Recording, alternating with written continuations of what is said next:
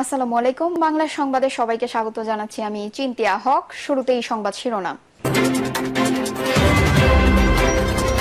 5 আগস্টের ঘটনা এত পরিকল্পিতভাবে কিছু হবে সেটা আমাদের ধারণার বাইরে ছিল, বলছেন ওবায়দুল কাদের। এদিকে মুক্তিকামী আমরা কখনো দমে থাকবো না, মাথা উঁচু করে দাঁড়াবো স্বৈরাচারের বিরুদ্ধে, বলছেন পিনাকি। জানাবো এক দফা দাবিতে রাজপথে নামার হুঁশিয়ারি ইশরাকের।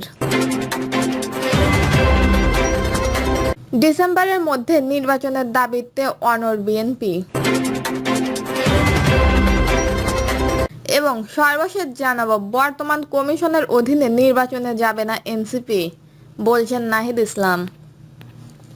শুনছিলেন সংবাদ শিরোনাম, এবারে বিস্তারিত।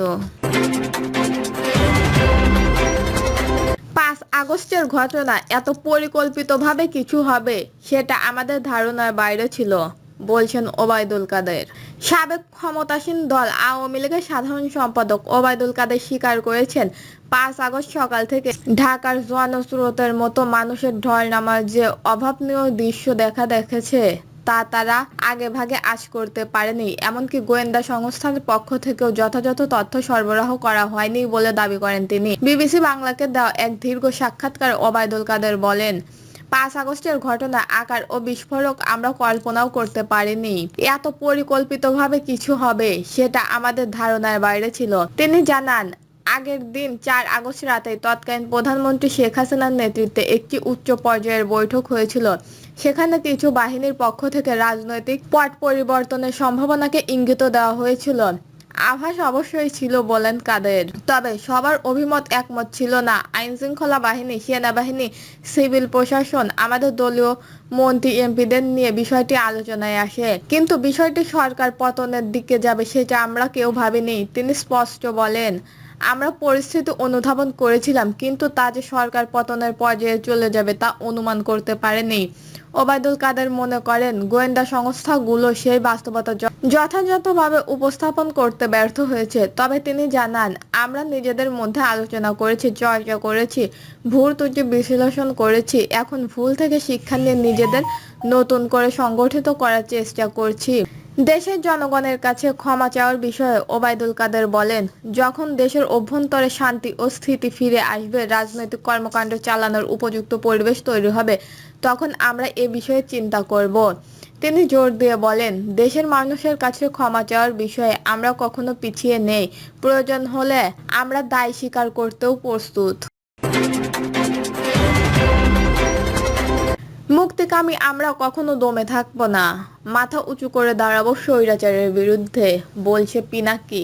সমসাময়িক রাজনৈতিক ও সামাজিক বাস্তবতার প্রসঙ্গে আমরাও সবর হয়েছে, বলছেন পিনাকি ভট্টাচার্য। সম্প্রতি তার ফেসবুক স্ট্যাটাসে তিনি উল্লেখ করেছেন কিভাবে ইউনূস সরকার দেশের জন্য একের পর এক কার্যকর উদ্যোগ গ্রহণ করে জনগণের প্রত্যাশা পূরণ করছেন। তার লেখায় ফুটে উঠেছে এক গভীর প্রত্যয়, বাংলাদেশের জনগণ আর পিছিয়ে থাকবে না, তারা মাথা উঁচু করে বাঁচতে চায়। পিনাকি লিখেছেন, আমরা কেন ইউনূস সরকারকে ক্ষমতায় রাখবো? সে কি করেছে আমাদের জন্য?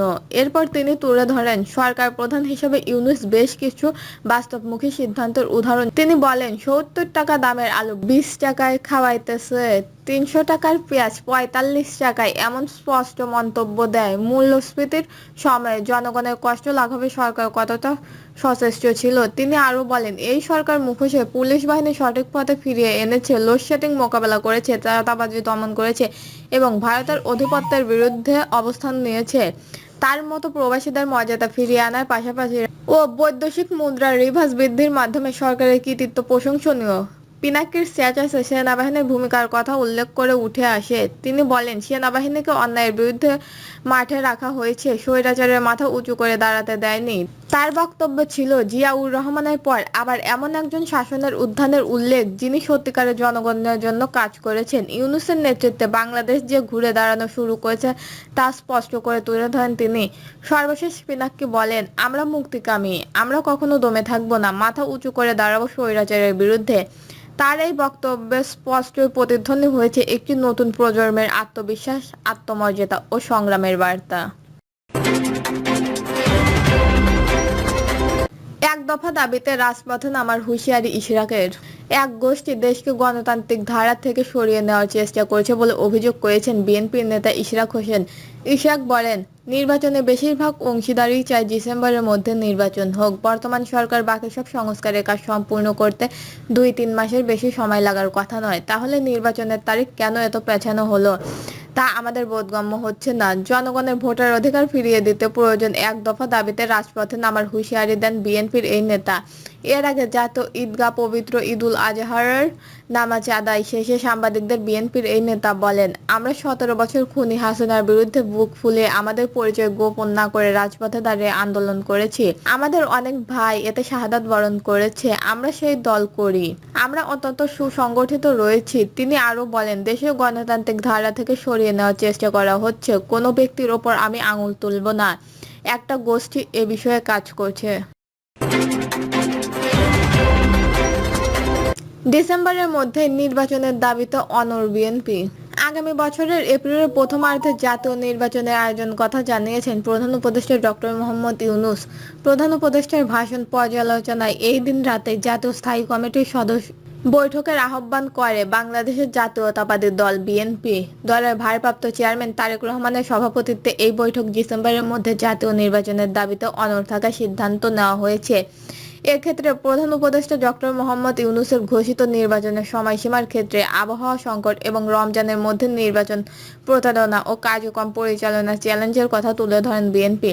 পাশাপাশি কেন ডিসেম্বরের মধ্যে নির্বাচনের আয়োজন অপারক অন্তর্বর্তী সরকার সে বিষয়ে প্রধান উপদেষ্টা কোনো সুনির্দিষ্ট কারণ বা ভাষণে উল্লেখ করতে পারেনি বলেও মনে করেন দলটি।